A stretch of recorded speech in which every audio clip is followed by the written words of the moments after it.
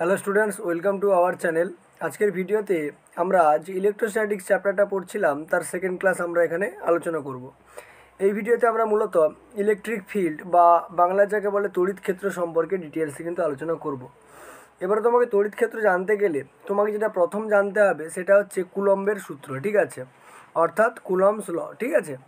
তো কুলম্বের সূত্রের কথা যদি আমরা বলি, দেখো ডেফিনেশন তোমরা যে কোনো বই থেকে কিন্তু পেয়ে যাবে, তাই না? এখানে আমরা মেন বেসিক কনসেপ্টের সম্পর্কে আলোচনা করব। তাহলে দেখো কুলম্বের সূত্র কি বলছে সেটা একবার দেখে নিই। কুলম্বের সূত্র বলছে যে মনে করো তোমার কাছে এরকম একটা জায়গায় আধান রয়েছে Q1 আর এরকম একটা জায়গায় আধান রয়েছে মনে করো Q2, ঠিক আছে। আচ্ছা, এদের মধ্যেকার দূরত্ব কত? না, এদের মধ্যেকার দূরত্ব আমি মনে করলাম R, ঠিক আছে। এবার দেখো এই যে দুটো আধান রয়েছে, অর্থাৎ আমার এখানে যে Q1 আর হচ্ছে Q2 এই দুটো আধান রয়েছে, এই দুটো আধান কিন্তু পরস্পরকে আকর্ষণ করতে পারে অথবা বিকর্ষণ করতে পারে।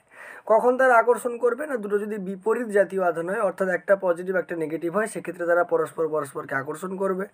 যদি দুটো সমজাতীয় আধান অর্থাৎ দুটো পজিটিভ বা দুটো নেগেটিভ হয়, তারা পরস্পরকে বিকর্ষণ করবে। তার মানে কোনো না কোনো বল একটা তার অনুভব করছে, মনে করলাম সেই বলটার মান হচ্ছে এ। এবারে কুলম আমাদেরকে কি বলছে? কুলম বলছে যে ও যে বলটা অনুভব করছে সেই বলটা আধান দুটোর গুণফলের সঙ্গে সমানুপাতিক, তাই না? তাহলে এফ প্রপোর্শনাল টু আধান দুটির কি গুণফল, ঠিক আছে, আধান দুটোর গুণফলের সঙ্গে কি সমানুপাতিক, ঠিক আছে। আচ্ছা, আবার বলছে এই আধান দুটোর মধ্যেকার যে দূরত্ব রয়েছে, ঠিক আছে, সেই দূরত্বের বর্গের হচ্ছে ওটা কি না ব্যস্তানুপাতিক, ঠিক আছে। এবারে দেখো আমরা Q1 আর Q2 যেটা ধরছি, সেই Q1 Q2টাকে আমরা কি বলছি? চার্জ বা হচ্ছে আধান, তাই না? চার্জ বা আধান। আর আরটা হচ্ছে ডিস্টেন্স, সেই দুটো আধানের মধ্যে কি ডিস্টেন্স, ঠিক আছে। তাহলে ডিস্টেন্স বিটুইন কি দেম, ঠিক আছে, ডিস্টেন্স বিটুইন হচ্ছে দেম। এবারে দেখো এখানে এফটাকে আমরা কি বলছি? এফটাকে আমরা বলছি ফোর্স, ঠিক আছে, এফটাকে ফোর্স বা বল বলছি। তাহলে এই দুটো এখানে যদি আমি লিখি, তাহলে এফ প্রপোর্শনাল টু দেখো কী ছিল? আধান দুটির হচ্ছে কি গুণফল। তার মানে এফ প্রপোর্শনাল টু কত? না, F proportional to Q1 Q2 আর দূরত্বের বর্গের স্কোয়ারের ব্যস্তানুপাতিক, তার মানে এফ প্রপোর্শনাল টু 1/r এর স্কোয়ার। এবার এই দুটোকে যদি কম্বাইন করি তাহলে আমি এখান থেকে কী পাবো? এখান থেকে পাচ্ছি দেখো F proportional to Q1 Q2 by কত? না হচ্ছে আর এর স্কোয়ার, তাই না? এবার দেখো এই যে সমানুপাতিক চিহ্নটা আছে, এই সমানুপাতিক চিহ্ন তুলতে গেলে আমাদেরকে একটা ধ্রুবক পদ আনতে হয়, ঠিক আছে। সেই ধ্রুবক পদটা এখানে কী হবে? সেই ধ্রুবক পদটা হচ্ছে এফ সমান K into Q1 Q2 by কত? আর এর স্কোয়ার, ঠিক আছে। তাহলে এটাই হয়ে গেল তোমার কিন্তু কুলম্বের সূত্রের গাণিতিক রূপ, ঠিক আছে। যেখানে এফটা হচ্ছে আকর্ষণ বল, কেটা হচ্ছে, আচ্ছা কেটাই কী বলে দিই, কেটাকে বলা হয় কুলম্ব ধ্রুবক, ঠিক আছে, বা কুলম্ব কনস্ট্যান্ট। কুলম্ব ধ্রুবকও বলা হয় বা স্থির তড়িৎ বল ধ্রুবকও বলা হয়, ঠিক আছে। Q1 Q2 জানো তোমরা, দুটো আধান আর হচ্ছে তাদের মধ্যেকার দূরত্ব। তাহলে এটা গেল কুলম্বের হচ্ছে সূত্রের হচ্ছে সাধারণ রূপ, ঠিক আছে। এবারে দেখো যে আলোচনাটায় আসবো, এই কুলম্বের যে সূত্রের সাধারণ রূপটা, এটাকে দুটো পদ্ধতিতে দুরকমভাবে লেখা হয়, ঠিক আছে। ফার্স্ট অফ অল যদি আমরা এসআই পদ্ধতির কথা বলি, ঠিক আছে, এসআই পদ্ধতির কথা বলি, তাহলে দেখো আমাদের যে জেনারেল যে ইকুয়েশানটা আমরা পড়লাম, ঠিক আছে, জেনারেল যে ফর্মটা পড়লাম সেটা কি? জেনারেল ফর্মটা আমরা পড়লাম এফ সমান কে ইন্টু Q1 Q2 বাই কত? না হচ্ছে আর এর স্কোয়ার, এটা আমরা জেনারেল ফর্ম পড়লাম। এবার এসআই পদ্ধতিতে গিয়ে সেটা কী হবে? এসআই পদ্ধতিতে যে কে এর ভ্যালুটা কত লেখা হয়? না 1/4 পাই এপসিলন নট লেখা হয়, ঠিক আছে। এবার এপসিলন নটটা কি? এপসিলন নটটা হচ্ছে শূন্য মাধ্যম বা বায়ু মাধ্যমের হচ্ছে কি তড়িৎ ভেদ্যতা, ঠিক আছে, শূন্য মাধ্যম বা বায়ু মাধ্যমের তড়িৎ ভেদ্যতা, ঠিক আছে, যাকে আমরা ইংরেজিতে কী বলে থাকি? ইংরেজিতে পারমিটিভিটি বলে থাকি, ঠিক আছে। তো তোমরা যদি বলো এপসিলন কি, এপসিলন এই ক্লাসেরই আমরা একটু পরের দিকে জানতে পারবো যে এপসিলন নটটা কী, ঠিক আছে।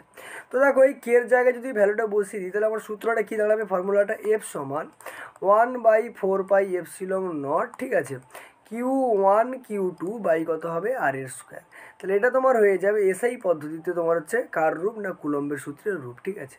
অনেক বই দেখবে এখানে এপসিলন লেখা আছে, ঠিক আছে, কে এপসিলন নট লেখা আছে, যা লিখবে একই জিনিস, ঠিক আছে।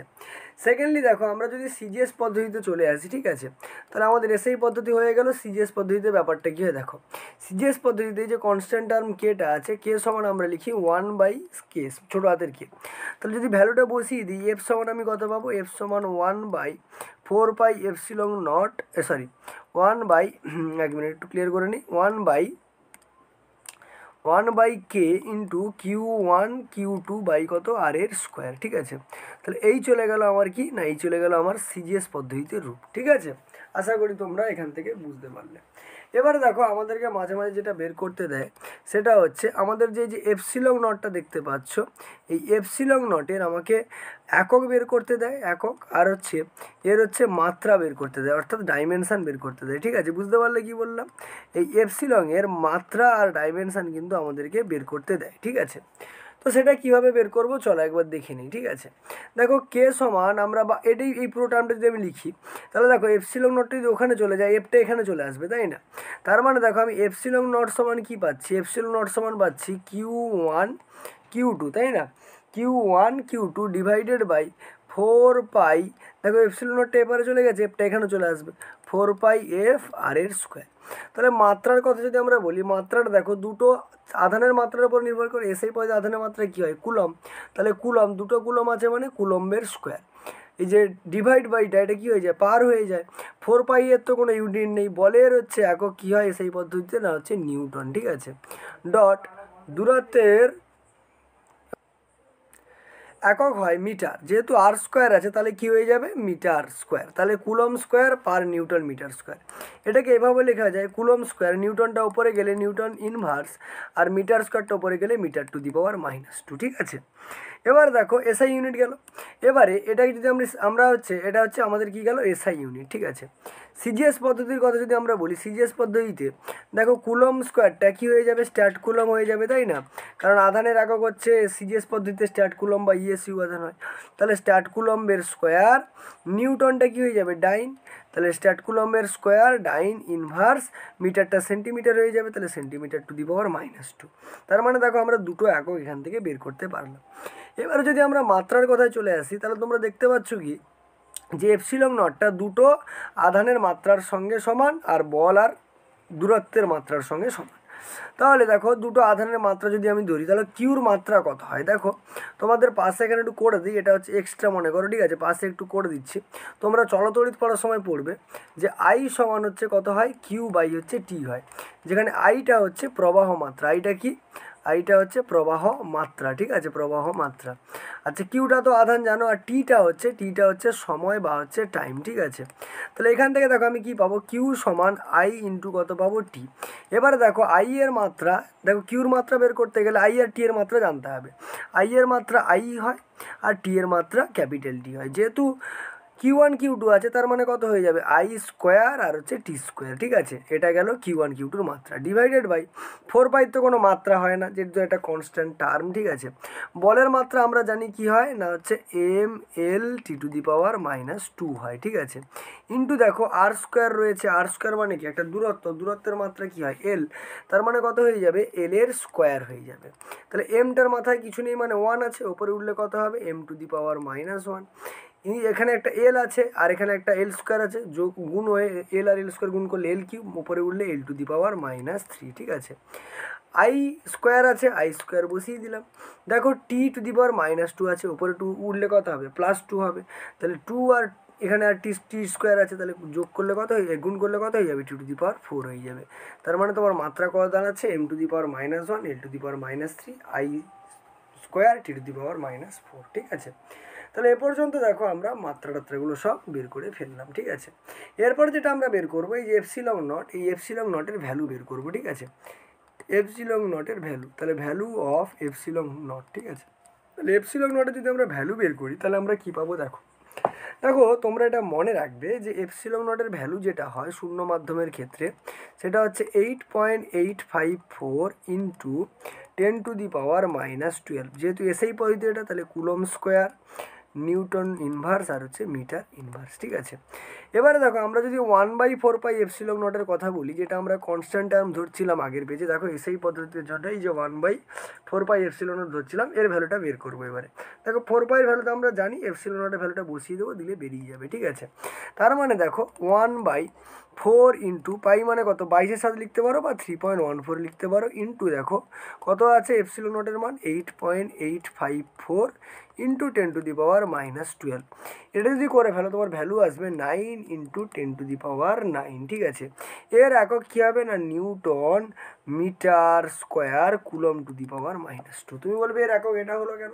দেখো এর এককটা কার উপর নির্ভর করবে, দেখো এপসিলন নটের উপরে, এবং এপসিলন নট নিচে আছে, তার মানে কি এপসিলন নটের যে এককটা হয়েছিল তারই উল্টো এককটা হবে। তাহলে কুলম স্কোয়ার ছিল কুলম টু দি পাওয়ার -2 হয়েছে, নিউটন ইনভার্স ছিল নিউটন হয়ে গেছে, মিটার স্কোয়ার ছিল মিটার স্কোয়ারই আছে, মিটার টু দি পাওয়ার -2 হবে এখানে। তাহলে মিটার টু দি পাওয়ার -2 ছিল, সেটা হচ্ছে মিটার স্কোয়ার হয়ে গেছে, ঠিক আছে। এবারে দেখো এখান থেকে কিন্তু আমরা 1 কুলম বলের সংজ্ঞা দিতে পারি, ঠিক আছে। তাহলে এখান থেকে আমরা কি দিতে পারি, ডেফিনেশন অফ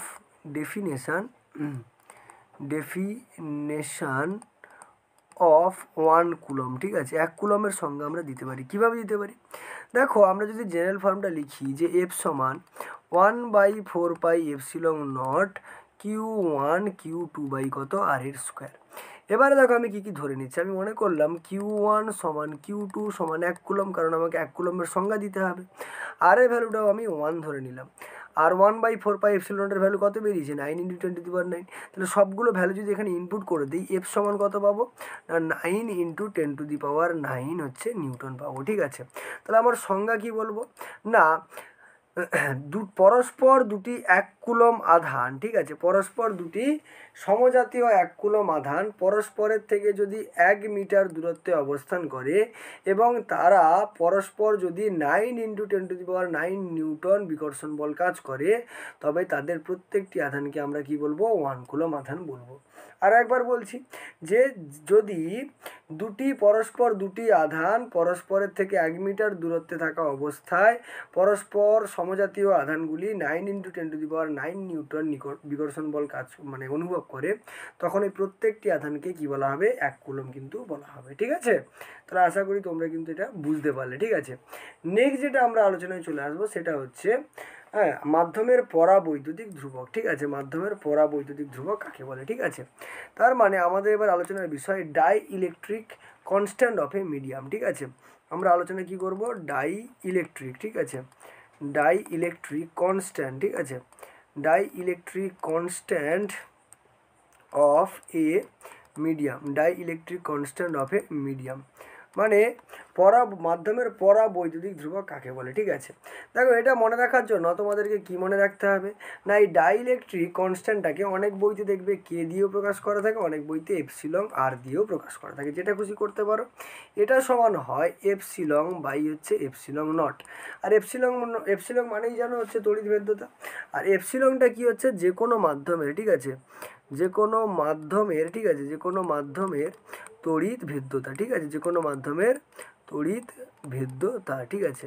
আর এপসিলন নটটা কি, এপসিলন নটটা হচ্ছে শূন্য মাধ্যমের বা বায়ু মাধ্যমের হচ্ছে শূন্য মাধ্যম বা বায়ু মাধ্যমের হচ্ছে তড়িৎ ভেদ্যতা। বোঝা গেল কি বললাম? তার এই দুটোর যে অনুপাত তাকেই আমরা কি বলবো না তাকেই আমরা পরাবৈদ্যুতিক ধ্রুবক বা ডাইইলেকট্রিক কনস্ট্যান্ট বলবো, ঠিক আছে। তার মানে তোমাকে যদি পরীক্ষা করে যে পরাবৈদ্যুতিক ধ্রুবক কাকে বলে, তাহলে কি বলবে যে কোনো মাধ্যমের তড়িৎ ভেদ্যতা এবং শূন্য মাধ্যমের তড়িৎ ভেদ্যতার অনুপাতকেই আমরা কি বলবো dielectric constants of a medium বা মাধ্যমের পরাবৈদ্যুতিক ধ্রুবক বলবো, ঠিক আছে। এবারে দেখো আমরা যে আলোচনাটা চলে আসবো যে আমরা যে কুলম্বের সূত্র পড়লাম, ঠিক আছে, কুলম্বস লটা পড়লাম। এই কুলম্বস লটা কোন কোন ক্ষেত্রে কাজ করে আর কোন কোন ক্ষেত্রে কাজ করে না। দেখো প্রথম কথা, কুলম্বের সূত্র যদি কাজ করাতে হয় তাহলে সেগুলো প্রত্যেকটি আধানকে কি আধান হতে হবে, বিন্দু আধান হিসেবে কাজ করতে হবে, ঠিক আছে। মানে বিন্দু আধান হিসেবে একটা পয়েন্টে সমস্ত চার্জ কেন্দ্রীভূত আছে এরকম অবস্থায় কাজ করতে হবে। সেকেন্ডলি দেখো যে নিয়মটা মেনে চলতে হবে সেটা হচ্ছে যে এই যে কুলম্বের সূত্র আমরা প্রয়োগ করব, কুলম্বের সূত্রের প্রয়োগ করার ক্ষেত্রে আমাদেরকে কি মনে রাখতে হবে যে প্রথম কথা সেগুলো বিন্দু আধান হতে হবে, এটা তো ঠিক।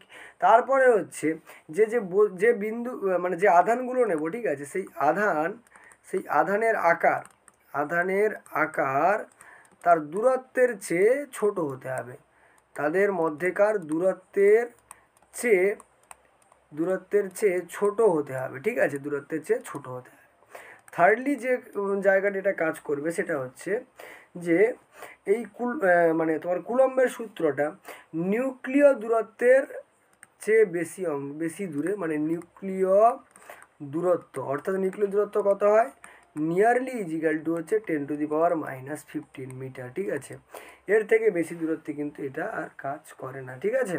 তাহলে এইগুলো গেল আমাদের কুলম্বের সূত্রের সীমাবদ্ধতা, ঠিক আছে। এরপরে যেটা আমরা আলোচনায় আসবো সেটা হচ্ছে কুলম্বের সূত্রের ভেক্টর রূপ, ঠিক আছে। তাহলে ভেক্টর রূপটা একবার দেখে নেওয়া যাক। আচ্ছা, একটা কথা বলে রাখি, তোমাদের কিন্তু যে থার্ড সেমিস্টারটা হতে চলেছে সেপ্টেম্বর অক্টোবর মাসের দিকে, সেখানে কিন্তু তোমাদের এখান থেকে সমস্ত এমসিকিউ টাইপ কোশ্চেন থাকবে, অর্থাৎ তোমাদের এই ডেরিভেশনগুলো শুধুমাত্র একটু বুঝে নেওয়া, সেগুলোকে মনে রাখার কোনো দরকার নেই। তোমাদের কেবলমাত্র ফর্মুলা টাইপ কোশ্চেন হবে, তাই ফর্মুলাগুলো বেশি বেশি করে তোমাকে মনে রাখতে হবে, ঠিক আছে।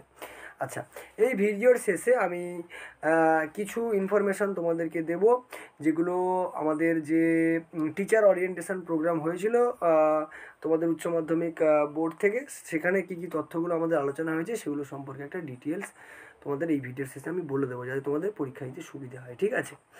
নেক্সট দেখো, আমরা যেটা পড়তে চলেছি সেটা হচ্ছে কুলম্ব সূত্রের ভেক্টর রূপ, ঠিক আছে। তাহলে ভেক্টর ফর্ম, ঠিক আছে, vector form of Coulomb's law, ঠিক আছে, vector forms of Coulomb's law, ঠিক আছে।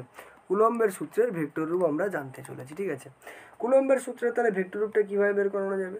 দেখো, মনে করলাম আমার কাছে দুটো হচ্ছে আধান রয়েছে, ঠিক আছে।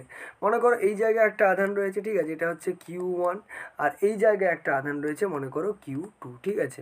এবারে ও একটা মনে করো বিন্দু, এই একটা ও হচ্ছে বিন্দু, ঠিক আছে। এর সাপেক্ষে এদের হচ্ছে স্থান ভেক্টর বের করতে হবে, পজিশন ভেক্টর। তাহলে এই ও থেকে Q1 পর্যন্ত আমি মনে করলাম সেটা হচ্ছে R1 ভেক্টর। কত ভেক্টর? না R1 ভেক্টর, ঠিক আছে। ও থেকে Q2 পর্যন্ত যে ভেক্টরটা কাজ করছে সেটা মনে করো কত না হচ্ছে R2 ভেক্টর, ঠিক আছে, R2 ভেক্টর। বোঝা গেল কি বললাম? আচ্ছা, নেক্সট দেখো, আমি যদি বলি যে Q1 আধানের জন্য Q2 আধানের উপরে কতটা বল কাজ করবে, তার ফলে Q1 Q2-র মধ্যেকার দূরত্ব বার করতে হবে। তার মানে ফার্স্ট যেটা আমি করছি যে Q1-এর জন্য Q2-র উপরে কতটা বল কাজ করছে, ঠিক আছে।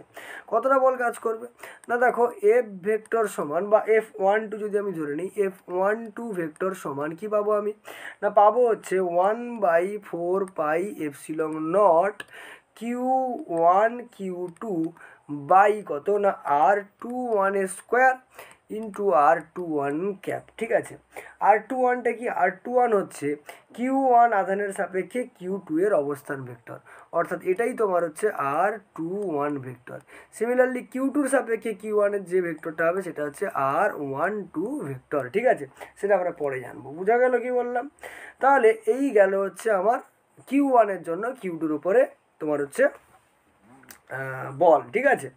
এবারে দেখো একটা জিনিস বলি, তোমরা ক্লাস 11-এ পড়ে এসছো একটা জিনিস ভেক্টর থেকে, যে আর ভেক্টর সমান আমি কি লিখতে পারি না আর ভেক্টরের মান ইন্টু আর ক্যাপ, ঠিক আছে। যেখানে আর ভেক্টরটা পুরো আর ভেক্টরকে রিপ্রেজেন্ট করছে, আর ভেক্টরের মডটা আর ভেক্টরের মানকে নির্দেশ করছে, আর আর ক্যাপটা হচ্ছে আর ভেক্টরের অভিমুখে একটি একক ভেক্টর, যেটা কেবলমাত্র এই আর এর দিক নির্দেশ করছে।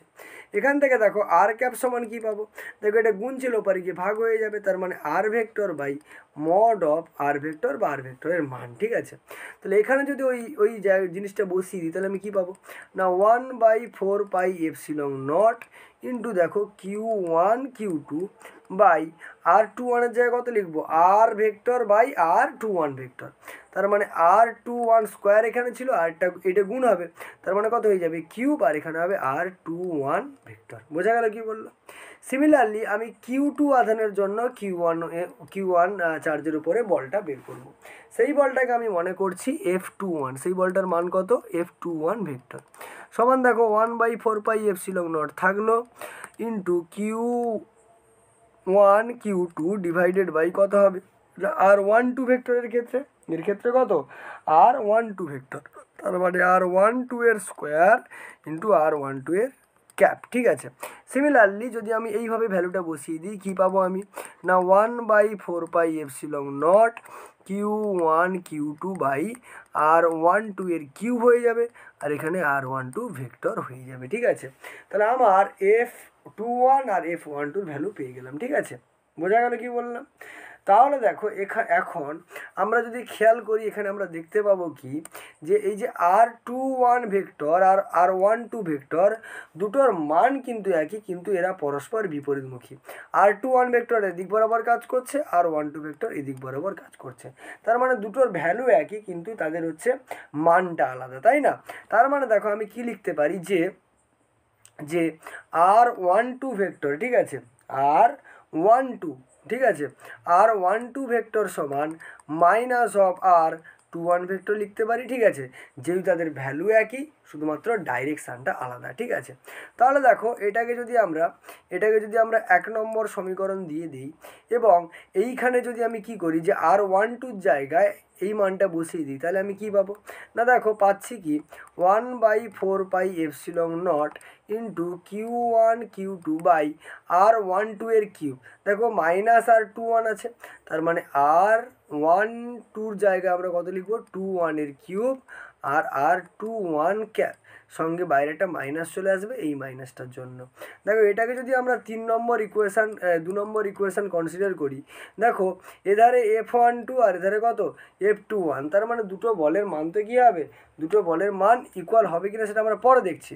কিন্তু এইখানে যদি খেয়াল করো, দেখো F12 সমান কত আছে 1/4πε0 Q1 Q2 r21 এর কিউব r21 ভেক্টর। তাহলে দেখো এই পুরো যে পার্টটা রয়েছে, এই পুরো পার্টটাই কিন্তু আমার কি, পুরো পার্টটাই হচ্ছে কিন্তু F তোমার হচ্ছে 12, তাই না? এই পুরো পার্টটা কত F12। তার মানে দেখো এপারে কত ছিল F21, তার মানে আমরা কি লিখতে পারি F21 ভেক্টর সমান মাইনাস অফ কত না হচ্ছে F12 ভেক্টর। তাহলে মাইনাস অফ হচ্ছে F12 ভেক্টর। এখান থেকে এটা আমরা প্রমাণ করতে পারলাম। দেখো চিনতে পারছো এই সূত্রটা কিসের সূত্র? এটা হচ্ছে নিউটনস থার্ড ল, ঠিক আছে, নিউটনের হচ্ছে তৃতীয় গতিসূত্র, ঠিক আছে, নিউটনস থার্ড ল, ঠিক আছে, নিউটনের তৃতীয় গতিসূত্র। প্রত্যেক ক্রিয়ার সমান ও বিপরীত প্রতিক্রিয়া আছে, সেটা আমরা এই তড়িৎ বল থেকে আমরা প্রমাণ করে ফেললাম। নেক্সট যেটা আমরা আলোচনায় চলে আসবো সেটা একবার দেখে নেওয়া যাক। সেটা হচ্ছে স্থির তড়িৎ বল এবং মহাকর্ষ বলের মধ্যে তুলনা। দেখো স্থির তড়িৎ বল, ঠিক আছে, তড়িৎ বল আর হচ্ছে কি বললাম মহাকর্ষ বল, ঠিক আছে, তড়িৎ বল আর কি না হচ্ছে মহাকর্ষ বল। এই দুটো বলের মধ্যে তুলনা করা যায়। তুলনা মানে কি, কিছু পার্থক্য থাকবে, কিছু হচ্ছে আবার মিলও থাকবে। মিলগুলোর কথা যদি আমরা বলি তাহলে কি দেখতে পাবো যে এই তড়িৎ বলটাও দুটো বস্তুর বর্গের হচ্ছে ব্যস্তানুপাতিক, আর এটাও কিন্তু তার দূরত্বের বর্গের ব্যস্তানুপাতিক। আচ্ছা এখানে একটু লিখে দিই, তড়িৎ বলের যে ভ্যালুটা ছিল সেটা F সমান 1/4πε0 Q1 আর Q2 বাই হচ্ছে আর এর স্কোয়ার, যেখানে Q1 হচ্ছে একটা আধান, Q2 হচ্ছে একটা আধান, মধ্যেকার দূরত্ব আর কত বল কাজ করছে, F বল কাজ করছে। যদি আমরা মহাকর্ষের কথা বলি, এটা ধরো FE মনে করলাম, FE মহাকর্ষের কথা বলি অর্থাৎ FG মনে করি, তাহলে কত আছে সূত্রটা না হচ্ছে G, ঠিক আছে, G(m1 m2 বাই হচ্ছে আর এর স্কোয়ার), যেখানে একটা বস্তু হচ্ছে m1 আর একটা বস্তু হচ্ছে m2 এবং তাদের মধ্যেকার দূরত্ব কত r একক। তাহলে আমি দেখতে পাচ্ছি এখানে দুটোই কিন্তু তোমার হচ্ছে 1/r² এর সঙ্গে সমানুপাতিক। তাহলে এটা একটা মিল হয়ে গেল। কি বলবে যে তড়িৎ বল এবং মহাকর্ষ বল তাদের মধ্যেকার দূরত্বের বর্গের হচ্ছে ব্যস্তানুপাতিক হয়, ঠিক আছে। সেকেন্ডলি দুটো বলই কিন্তু সংরক্ষী বল। কি বল না সংরক্ষী বল, অর্থাৎ দুটো বলেই কনজারভেশন কিন্তু ঘটে, ঠিক আছে, সংরক্ষী বল হিসাবে কাজ করে, ঠিক আছে। থার্ডলি কি বলতে পারি যে দুটো বলই শূন্যস্থান বা ভ্যাকুয়ামেও কাজ করতে সক্ষম, ঠিক আছে, এটাও ভ্যাকুয়ামে কি করে কাজ করে, ঠিক আছে। 4 নম্বরে কি বলতে পারি, দুটোই হচ্ছে কেন্দ্রীয় বল বা হচ্ছে সেন্ট্রাল ফোর্স, দুটোই কি কেন্দ্রীয় বল বা হচ্ছে সেন্ট্রাল ফোর্স, অর্থাৎ এই যে আর তোমার মহাকর্ষ বলও সেন্ট্রাল ফোর্স হবে। সেন্ট্রাল ফোর্স কথার অর্থ কি, সেন্ট্রাল ফোর্স বা কেন্দ্রীয় বল হচ্ছে এমন একটা বল যেটা সবসময় বস্তুর কেন্দ্রের দিক বরাবর বা কেন্দ্রবিন্দু দুটি সংযোগী সরলরেখা বরাবর ক্রিয়া করে, ঠিক আছে। তাহলে এগুলো গেল কি, এগুলো গেল হচ্ছে মিল। এবার অমিলের কথাই যদি বলি তাহলে আমরা বলতে পারি যে স্থির তড়িৎ বলটা দীর্ঘস্থায়ী হয়, ঠিক আছে, বা বেশি শক্তিশালী হয়, ঠিক আছে, বেশি তোমার হচ্ছে শক্তিশালী হয়, ঠিক আছে। অপরপক্ষে মহাকর্ষ বলটা কি হয়, কম শক্তিশালী হয়, ঠিক আছে। তাহলে তোমার তড়িৎ বলটা হচ্ছে বেশি শক্তিশালী আর তোমার হচ্ছে মহাকর্ষ বলটা কম শক্তিশালী হয়, ঠিক আছে। নেক্সট যে পার্থক্যটা আমরা বলতে পারি সেটা হচ্ছে এই তড়িৎ বলটা আধানের প্রকৃতির ওপর নির্ভর করে যে সেটা হচ্ছে আকর্ষণ করবে না বিকর্ষণ করবে। অপরপক্ষে মহাকর্ষ বল আধানের কোনো প্রকৃতির উপরে নির্ভর করে না এবং এটা এক প্রকার আকর্ষণধর্মী বল, ঠিক আছে। আচ্ছা, 3 নম্বর হচ্ছে এই তড়িৎ বল কিন্তু সংশ্লিষ্ট মাধ্যমের ওপর নির্ভর করে, ঠিক আছে। মাধ্যমের উপরে এটা কিন্তু নির্ভর করে, কিন্তু মহাকর্ষ বল মাধ্যমের উপরে নির্ভর করে না। তাহলে এই কটা সূত্র তোমার হচ্ছে সাদৃশ্য এবং বৈসাদৃশ্য তোমরা এখান থেকে জানতে পারলে, ঠিক আছে। নেক্সট যেটা আমরা চলে আসব সেটা হচ্ছে আমাদের কি না হচ্ছে একক আধান কাকে বলে, ঠিক আছে। একক আধান বা হচ্ছে ইউনিট চার্জ, ঠিক আছে। একক আধান বা আমরা ইউনিট চার্জ সম্পর্কে আলোচনা করব। তাহলে এবার আলোচনার বিষয় কি, একক আধান বা হচ্ছে ইউনিট চার্জ, ঠিক আছে। দেখো একক আধানের কথা যদি আমরা বলি, একক আধান বা ইউনিট চার্জ কাকে বলে, প্রথম কথা আমাদেরকে যেটা দেখতে হবে সেটা হচ্ছে সিজিএস পদ্ধতির জন্য কি হতে পারে, ঠিক আছে। সিজিএস পদ্ধতির জন্য আমরা যে কুলম্বের সূত্রটা লিখেছিলাম এফ সমান 1/k Q1 Q2 বাই কত আর এর স্কোয়ার, ঠিক আছে।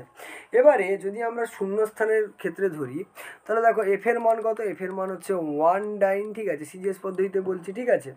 সেক্ষেত্রে আর সমান কত হবে, আর সমান হচ্ছে 1 সেন্টিমিটার হবে, ঠিক আছে। Q1 সমান Q2 সমান আমি কিউ ধরে নিলাম, ঠিক আছে। তাহলে দেখো কিউ স্কোয়ার সমান আমি কত ধরবো না হচ্ছে 1, ঠিক আছে। কিউ স্কোয়ার সমান কত আসবে 1 এখান থেকে, ঠিক আছে। সেখান থেকে দেখো কিউ সমান কত পাবো +-1, ঠিক আছে।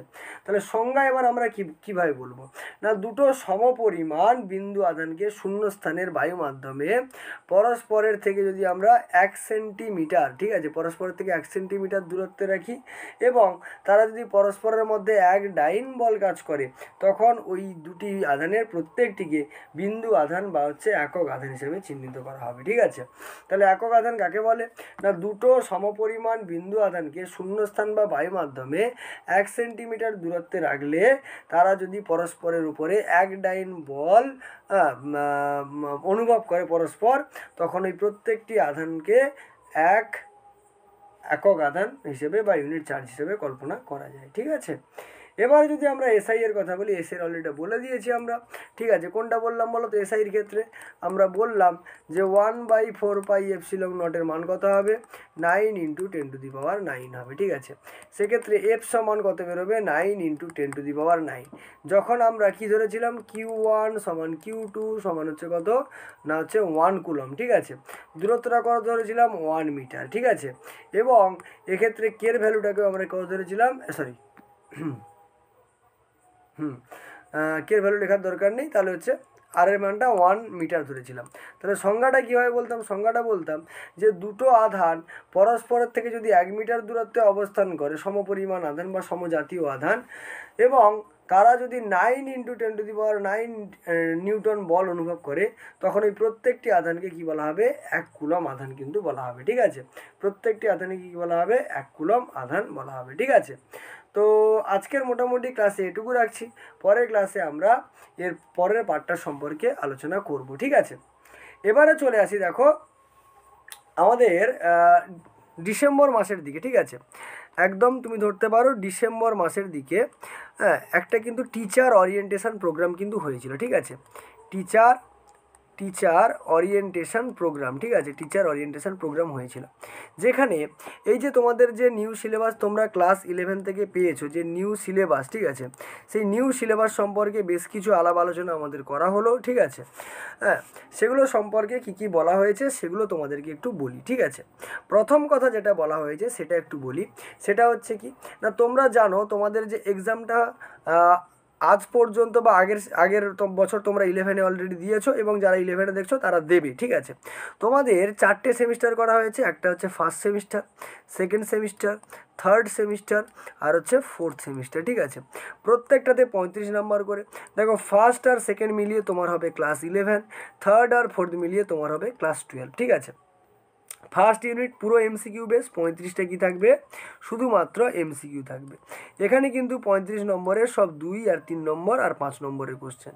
সিমিলারলি থার্ড যে পরীক্ষাটা হবে সেটা 35টা এমসিকিউ থাকবে, আর ফোর্থ পরীক্ষাটা 35টা তোমার হচ্ছে নর্মাল যে কোশ্চেন থাকে 2 নম্বর 3 নম্বর আর 5 নম্বরের সেগুলো থাকবে, ঠিক আছে।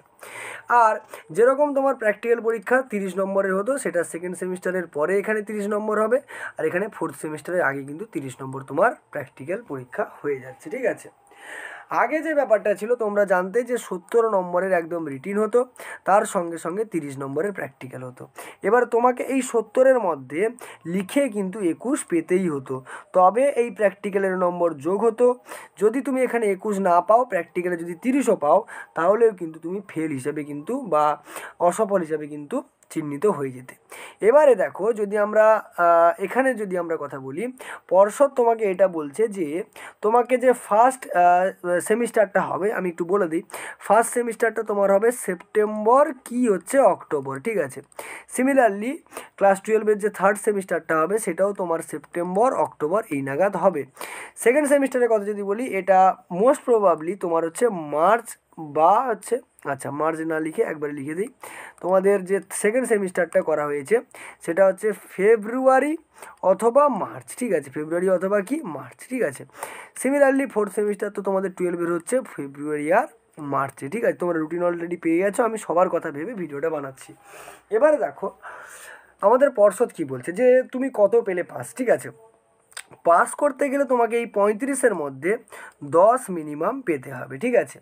আর এখানেও তোমাকে 35-এর মধ্যে মিনিমাম কত পেতে হবে, 10 পেতে হবে। এবার সাপোজ ধরো তুমি প্রথম পরীক্ষাটায় 10 পেলে না, ঠিক আছে, এবং ধরো সাপোজ আমি ধরছি তুমি প্রথম পরীক্ষাটা কত পেয়ে গেলে 8, তার মানে তোমার পাস করার জন্য 2 নম্বর বাকি থেকে গেল। তুমি ফেব্রুয়ারি মার্চে গিয়ে আবার সেকেন্ড পরীক্ষা দিলে, মনে করো এখানে তুমি পেয়ে গেলে 12, তাহলে 12 তোমার কত হয়ে গেল, 20, মানে তুমি হচ্ছে পাস হয়ে গেলে, ঠিক আছে। তখন তোমার প্র্যাকটিক্যাল হবে এবং প্র্যাকটিক্যালের নম্বরটা যোগ হবে। এবারে কোনো কারণে বাই চান্স তুমি প্রথম পরীক্ষায় পেলে 8 এবং দ্বিতীয় পরীক্ষায় তুমি পেয়ে গেলে 10, তার মানে দ্বিতীয় পরীক্ষায় তুমি পাস হয়ে গেছো কিন্তু প্রথম পরীক্ষাটায় তুমি ফেল করে গেছো। তার জন্য কিন্তু একটা বিকল্প পরীক্ষার ব্যবস্থা থাকবে। এই ফেব্রুয়ারি মার্চ মাসে এই সেকেন্ড সেমিস্টার হয়ে যাওয়ার পরে ঠিক তার 10 থেকে 15 দিন পরে আবার ফার্স্ট সেমিস্টারের ব্যবস্থা করা হবে। যদি পাস করতে পারো তাহলে তুমি ক্লাস 12 উঠবে, যদি না পারো তোমাকে 11 কিন্তু আবার প্রথম থেকে শুরু করতে হবে, ঠিক আছে। নেক্সট দেখো তোমাদের ক্ষেত্রে এখানে 12-এর ক্ষেত্রে যে পজিশনটা থাকছে, তোমাকে থার্ড পরীক্ষা দিতে হচ্ছে। থার্ড পরীক্ষায় 35টা এমসিকিউ থাকছে, সেখানেও তোমাকে 35-এর মধ্যে কত পেতে হবে, পাস করতে গেলে 10 পেতে হবে, ঠিক আছে। ফোর্থ সেমিস্টারেও তোমাকে কত পেতে হচ্ছে, 35-এর মধ্যে, ঠিক আছে, 35-এর মধ্যে কত পেতে হচ্ছে, 10 পেতে হচ্ছে, আর প্র্যাকটিক্যালটা তোমার আছে, ঠিক আছে। এবারে মনে করো তুমি থার্ড সেমিস্টারে 10 পেলে না, 8 পেলে, এখানে এসে তুমি 11 পেয়ে গেলে, তুমি পাস হয়ে গেলে। যদি মনে করো থার্ড সেমিস্টারে তোমার 10 হলো না, ধরো 8 হলো, ফোর্থ সেমিস্টারে তুমি 11 পেলে, তার মানে তখনও তোমার কিন্তু তুমি প্রথম থার্ড সেমিস্টারে ফেল করে আছো। এবারে সেক্ষেত্রে পর্ষদ আর কোনো নতুন পরীক্ষা ব্যবস্থা করবে কিনা সেটা আমাদের এখনও সেভাবে বলা হয়নি, তবে তুমি ধরে নিতে পারো এখানে নতুন কোনো পরীক্ষার ব্যবস্থা থাকছে না, ঠিক আছে। তাহলে এই হচ্ছে ব্যাপার। এবারে বলি আর যে বিষয়টা আলোচনা হয়েছে সেটা সম্পর্কে, সেটা হচ্ছে তোমরা জানতে যে তোমরা এতদিন পর্যন্ত প্র্যাকটিক্যাল করার ক্ষেত্রে এবং অন্যান্য যে তুমি রিটেন টেস্ট দিতে যে টেস্টগুলো হতো 70 নম্বরের, সেখানে তুমি কিন্তু ক্যালকুলেটার ইউজ করতে পারতে, ঠিক আছে, ক্যালকুলেটার কী করতে পারতে, ইউজ করতে পারতে। কিন্তু পর্ষদ সম্ভবত যারা তোমরা ক্লাস 12-এ আছো তোমরা এবছর ক্যালকুলেটার ইউজ করবে, যারা 11-এ আছো তারা কিন্তু ক্যালকুলেটার ইউজ করতে পারবে না। কেন বলি না, দেখো পর্ষদ বলছে আমাদের যে কম্পিটিটিভ এক্সামগুলো বেশিরভাগ হয়ে থাকে, অর্থাৎ নিট যদি বলি, আমি যদি বলি WB JEE বা শুধু JEE, হ্যাঁ, এই সমস্ত বা জেন পাস, যে সমস্ত পরীক্ষাগুলো কম্পিটিটিভ এক্সাম হয়ে থাকে সেখানে কিন্তু ক্যালকুলেটার ব্যবহার করতে দেওয়া হয় না। সেহেতু পর্ষদ চাইছে যে তোমরাও ক্যালকুলেটার ব্যবহার করবে না। তাহলে এই বছর যারা 12 আছো তারা ক্যালকুলেটার ব্যবহার করতে পারছো সম্ভবত, কিন্তু 11 পরের বছর থেকে বা এই বছর থেকে আর ক্যালকুলেটার ব্যবহার করতে পারবে না, সেরকম একটা নোটিফিকেশান কিন্তু চলে আসবে, ঠিক আছে। থার্ডলি পরের নেক্সট যেটা আমি বলতে চাইছিলাম সেটা হচ্ছে তোমাদের কি না, আমরা আজ পর্যন্ত দেখো যে আমরা এই ধরো ছায়া প্রকাশনী বা হচ্ছে সাঁতরা প্রকাশনীর বই বা বিভিন্ন লেখকের বই আমরা ব্যবহার করে থাকি, ঠিক আছে। আমাদের পর্ষদ নির্ধারিত কোনো বই নেই, যদিও তোমরা যদি পর্ষদের সিলেবাস দেখো সেখানে কিন্তু সাজেস্টেড বুক হিসাবে কিন্তু সাঁতরার বইটাকে দেওয়া আছে, ঠিক আছে। সঙ্গে আরও 2-3টে বই আছে কিন্তু ছায়ার বই নেই, ঠিক আছে। যাই হোক, আমরা এই বাজার চলতে এই বইগুলো ব্যবহার করে থাকি। তবে পর্ষদ সম্ভবত তোমাদের জন্য পর্ষদ বা বোর্ডের নতুন একটা বই কিন্তু আনতে চলেছে, সেই নিয়ে অলরেডি কাজ শুরু হয়ে গেছে এবং সেগুলো একটা ডেমো কপি আমাদেরকে দেওয়া মানে আমরা পেয়েছিলাম, সেই ডেমো কপি দেখেছি আমরা। পরবর্তীতে দেখা যাবে হয়তো এই বছর বা নেক্সট ইয়ারে এই একটা বই কিন্তু পর্ষদ থেকে পাবলিশ হয়ে যাওয়ার সম্ভাবনা একটা রয়েছে, ঠিক আছে। তারপরে যেটা বলি তোমাদেরকে যে এই হচ্ছে পরীক্ষার প্যাটার্ন, তোমরা বুঝতে পারলে বা এভাবে পরীক্ষা হবে। হ্যাঁ, এবার তোমরা বলবে যে আমরা যদি ক্যালকুলেটর ইউজ না করি তাহলে আমরা অঙ্কগুলো করব কিভাবে। তো দেখো আমরা আচ্ছা আরেকটা কথা বলে রাখি, পর্ষদ থেকে আমাদেরকে যে নির্দেশটা দেওয়া হয়েছিল যে এবছর ক্লাস 11 যারা 12-এ উঠে গেছে যারা বা হচ্ছে যারা নিউ মানে এবছর 12 অর্থাৎ 2026-এ গিয়ে তোমরা এইচএস দেবে, তাদের ক্ষেত্রে কিন্তু প্র্যাকটিক্যাল এক্সামটা আমাদের কিন্তু ক্যালকুলেটর ছাড়া করতে বলা হয়েছে, যাতে তারা ক্যালকুলেটর ছাড়া অভ্যস্ত হতে পারে। এবারে পর্ষদ বলছে যে অঙ্কগুলো তোমাদের যে ম্যাথগুলো থাকে সেই ম্যাথে চেষ্টা করা হবে কি দশমিকের পরে 3টে সংখ্যার বেশি বা 2টো সংখ্যা বা 3টে সংখ্যার বেশি কিন্তু কোনো ডিজিট থাকবে না, যাতে তুমি হাতে বা মানে উইথাউট ক্যালকুলেটর তুমি ক্যালকুলেশন করতে পারো এবং সেটা তোমার যেন টাইম টেকিং না হয়। সিমিলারলি আগে দেখবে প্র্যাকটিক্যালে অ্যাকিউরেসির উপরে নাম্বার একটা থাকতো, মানে এররটা যত কম আসবে তোমার নম্বরটা তুমি তত বেশি পেতে। যেহেতু ক্যালকুলেটর ইউজ করতে পারছো না সেহেতু প্র্যাকটিক্যালের ক্ষেত্রে সেই এররটা কিন্তু সেইভাবে গ্রাহ্য করা হচ্ছে না, মোটামুটি কাছাকাছি কিছু একটা ভ্যালু এলে হবে, ঠিক আছে। এবারে দেখবে তোমাদের যে প্রজেক্টগুলো রয়েছে, ঠিক আছে, পর্ষদ বলছে যে প্রজেক্ট যে সবসময় একদম সিলেবাস ধরে করতে হবে তেমনটা নয়, ঠিক আছে। তোমরা নতুনত্ব কিছু ট্রাই করতে পারো। দেখা গেল টিচার কোনো একটা টেবিল দিয়ে দিল, সেখান থেকে তুমি কোনো গ্রাফ অঙ্কন করলে, বা তোমায় কোনো ডেটা বা কোনো একটা সিনারিও দেওয়া হলো, সেটা তুমি এক্সপেরিমেন্টটা পারফর্ম করে সেখান থেকে তুমি কিছু ডেটা বের করে গ্রাফটা অঙ্কন করলে, অর্থাৎ প্রজেক্টের দিক থেকে কোনো প্রকার চাপ থাকছে না, এটা যেভাবেই তুমি করো সেটা তোমার হচ্ছে সাবমিট কিন্তু হয়ে যাবে, ঠিক আছে। তো মোটামুটি এই কটা জিনিস কিন্তু আমাদের টিচার ওরিয়েন্টেশন প্রোগ্রামে আলোচনা হয়েছে। এবং তার সঙ্গে সঙ্গে বলি, যদি আমার ক্লাসগুলো দেখো, অন্যান্য স্যারেদের কথা আমি বলতে পারবো না, যদি আমার ক্লাসগুলো দেখো তাহলে আমি একটা কথা বলতে পারি তোমাদেরকে যে আগের বছর পর্যন্ত যে কোশ্চেন টপিকের বিভিন্ন ধরনের একটা চ্যাপ্টারের যে টপিকগুলোর ওপরে ভিত্তি করে কোশ্চেনগুলো করা হতো, এখন কিন্তু বেশ কিছু নতুন টপিকের ওপরে ওরা কিন্তু জোর দিচ্ছে, অর্থাৎ সেই টপিকগুলো তোমাদের পরীক্ষার দিক থেকে কিন্তু ভেরি ভেরি ইম্পর্টেন্ট হয়ে পড়বে, ঠিক আছে। যেগুলো কিন্তু সম্পূর্ণভাবে আগের যে পরীক্ষাগুলো হয়েছে সেগুলোর থেকে কিন্তু আলাদা। এবং আমাদের যে টিচার ওরিয়েন্টেশন প্রোগ্রামটা হয়েছিল সেখানে প্রায় 3 ঘন্টার মতো আলোচনা চলছিল, তো সেখানে প্রত্যেকটা চ্যাপ্টার ওয়াইজ টপিক ধরে ধরে আলোচনা করা হয়েছে যে কোনটার ওপরে বেশি পর্ষদ জোর দিচ্ছে এবং কোনটার ওপরে জোর দিচ্ছে না, ঠিক আছে। তো অতএব আমাদের ক্লাসগুলো যদি ফলো করো আমি বলবো যে তোমাদের অনেকটাই হেল্প হবে, কারণ এই টপিকগুলো কিন্তু আমরা জানি যে কোন টপিকগুলোর উপরে পর্ষদ কিন্তু বেশি বেশি করে জোর দিচ্ছে, ঠিক আছে। তো মোটামুটি এই ছিল আমাদের টিচার ওরিয়েন্টেশন প্রোগ্রামের একদম সারাংশ যদি তোমাদেরকে বলি। তো তোমরা চালিয়ে যাও, ক্লাস 11-এ যারা উঠেছো তারা পরবর্তীকালে নিট দেবে বা যেই দেবে বা বোর্ডের রেজাল্টও ভালো করতে যাও, সেহেতু 11টা ভালো করে পড়ো, তার সঙ্গে সঙ্গে 12-এ যারা পড়ছো তাদের তো অবশ্যই ভালো করে পড়তে হবে, কারণ 2026-এ তোমাদের এইচএস রয়েছে, ঠিক আছে। আমরা এই চ্যানেলে প্রত্যেকটা চ্যাপ্টার ওয়াইজ সম্পূর্ণ সিলেবাস কমপ্লিট করাবো। যদি তোমাদের মনে হয় যে হ্যাঁ কোথাও না কোথাও কোনো রকমভাবে উপকার হতে পারে, চ্যানেলটাকে সাবস্ক্রাইব করে দিও। দেখা হবে পরের ভিডিওতে, চলো টাটা।